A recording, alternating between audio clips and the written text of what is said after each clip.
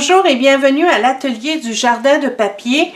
Aujourd'hui, je vous propose un petit cours d'organisation. Donc, je vais vous donner mes trucs pour notamment ranger les poinçons Thinlits et Framelits de Stampin' Up. Donc, moi, ce que je fais, c'est que je les place sur des plaques magnétiques. Donc, c'est des plaques magnétiques que j'achète d'un fournisseur canadien qui me permet d'avoir des grandes plaques magnétiques qui sont autocollantes. Donc, c'est très facile à utiliser. C'est de la très haute qualité, ça mesure 12 par 18 et ça me permet de faire 6 plaques pour rangement parce que je fais 6 par 6, je vais vous expliquer pourquoi tout à l'heure. Donc, ces plaques-là, c'est ce qui est utilisé sur les voitures pour mettre les publicités. Donc, on colle ça sur la carrosserie. Et comme je vous dis, c'est super bien aimanté. Donc, ça me permet de les ranger, de ranger mes poinçons sans aucun problème.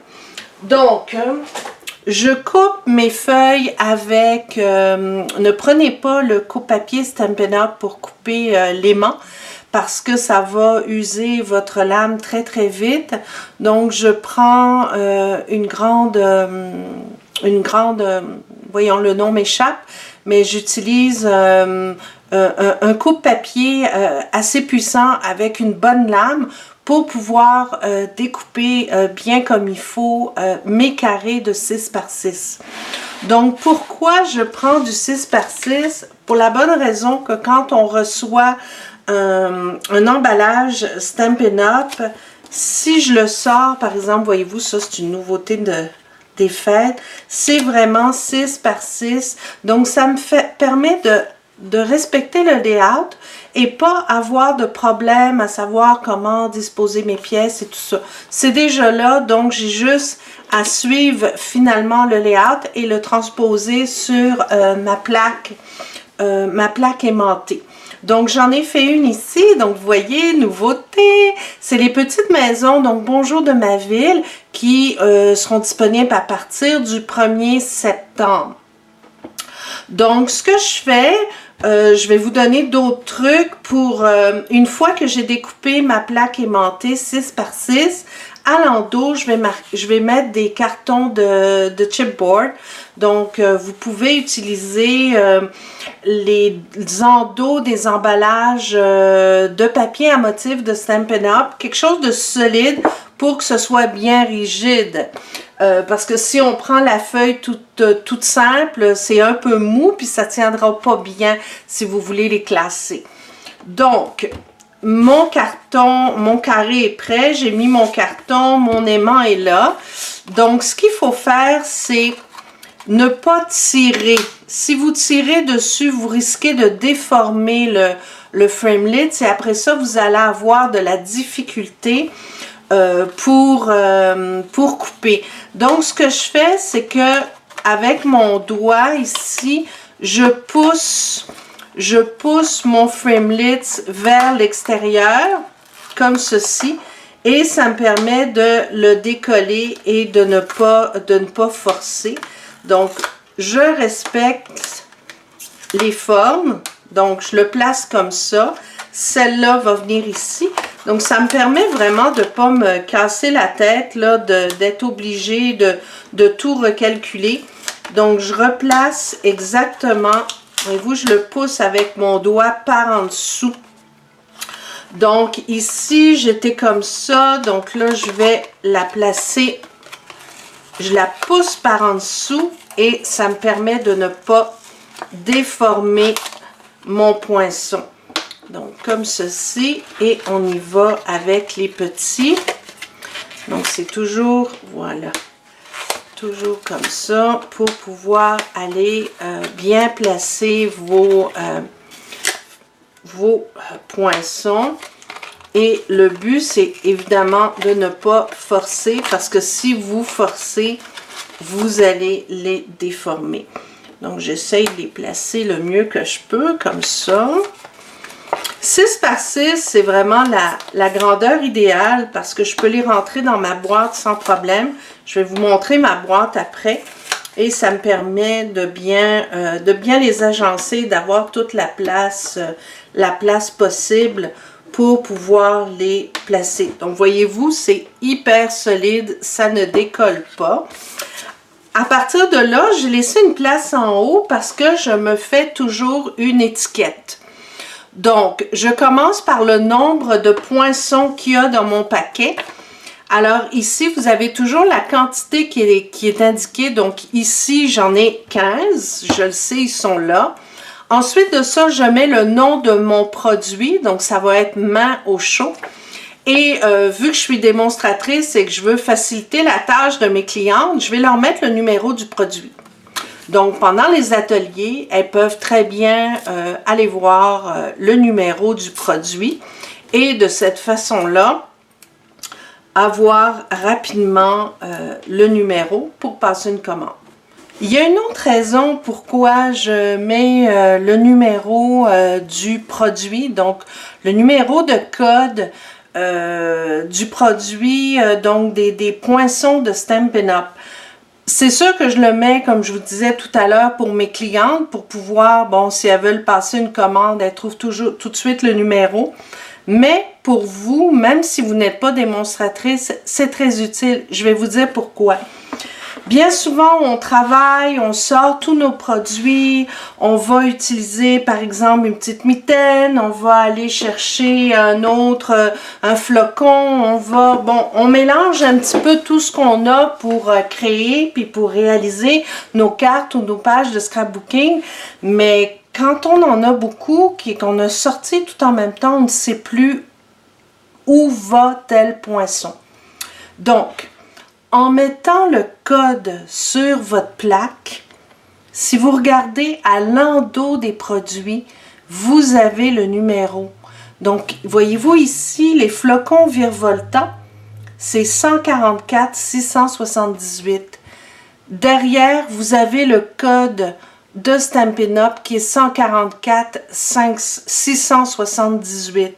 Donc, ça vous permet tout de suite de savoir, OK, ça oui, je regarde dans ma boîte, vous regardez dans ce que vous avez pour ranger et vous allez tout de suite trouver le code. Donc, vous savez que le flocon va venir ici.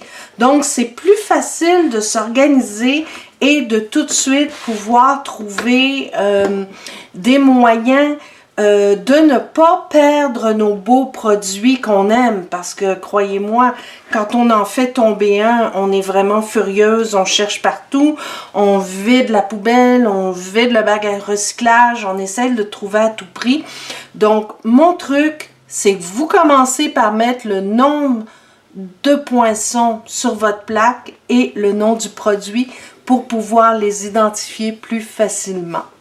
Donc, voyez-vous, c'est pas mal rapide et ça permet d'avoir vraiment un beau rangement. Un autre truc, parfois on a beaucoup de framelits et c'est plus difficile de les rentrer sur une seule feuille. Donc, dans ce cas-là, j'en fais deux. Et, oups, je vais le mettre à l'endroit, je vais mettre les numéros.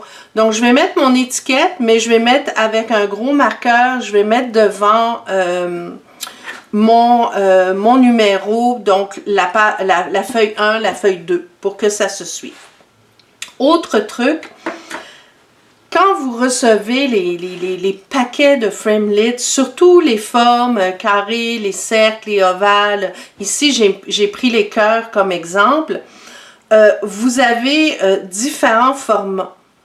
Ces formats-là s'emboîtent les uns dans les autres pour pouvoir faire des cadres. Par exemple, si je prends celui-là et que je le place avec celui-là, ça va me permettre de faire un cadre un peu plus petit. Si par exemple, je prends celui-ci, le deuxième, je vais avoir un cadre un peu plus grand. Donc, tout en respectant l'emballage de Stampin' Up qui vous dit exactement qui fait quoi et va avec qui, ce que je fais, c'est que j'ai mis des points. Comme par exemple ici, je vais vous montrer à la caméra, j'ai mis un point sur tout cela. Donc, je sais que cette série-là va ensemble. Ici, j'en ai mis 3 partout. Donc, ça va ensemble. Ici, c'est les 2. Et ici, c'est les 1 et les 3. Les 4, pardon. Donc, je sais que, par exemple, si je prends celui-là, avec mon numéro 2, ben, je vais avoir un cadre très mince. Ils vont s'emboîter les uns dans les autres. Donc, ceux-là vont ici.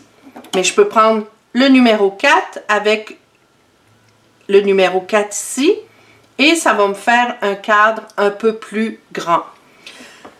Je fais ça parce que quand on travaille ou qu'on donne un atelier ou qu'on fait plein de choses, on ne sait plus qui avec quoi. Fait qu'on se dit, OK, celui-là, est-ce qu'il allait là? Est-ce que celui-là, c'était celui-ci? On ne sait plus vraiment dans quel paquet, dans quelle série de formes ça allait.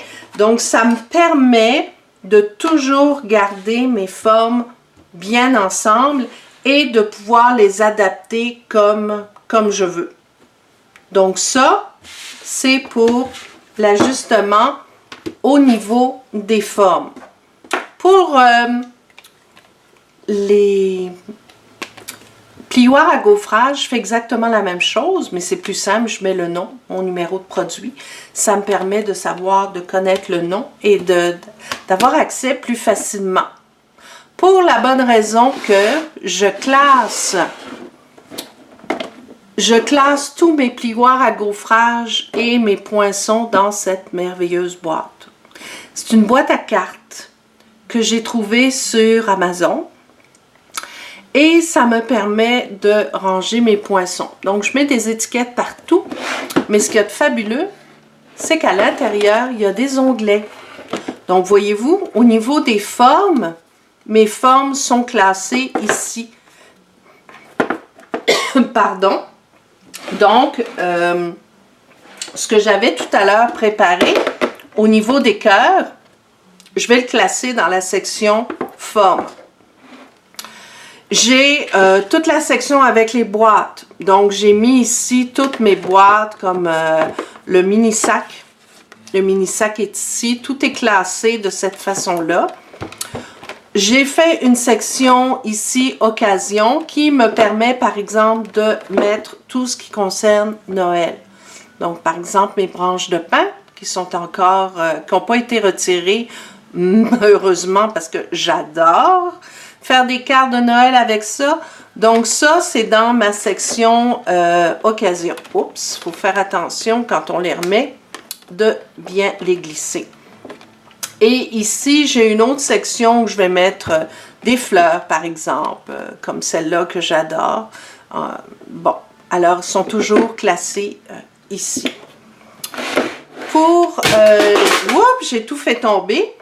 Alors, pour les framelits, c'est un peu plus nouveauté, par exemple, les insectes, etc. Je vais les mettre en avant pour pouvoir aller les chercher un peu plus facilement. Mais ça, c'est ma façon de procéder. Donc, je peux mettre les nouveautés en avant.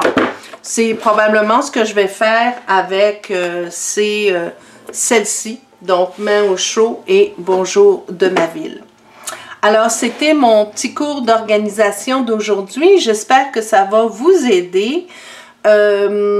Si vous avez besoin d'avoir le nom des produits, et savoir où je les ai achetés, n'hésitez pas à m'envoyer un courriel. Vous pouvez me rejoindre très facilement sur jardindepapier.com. Et si par la même occasion vous êtes intéressé à l'achat de nouveaux poinçons de Stampin' Up, n'hésitez pas encore à me contacter jardindepapier.com. Merci de votre visite et bonne création.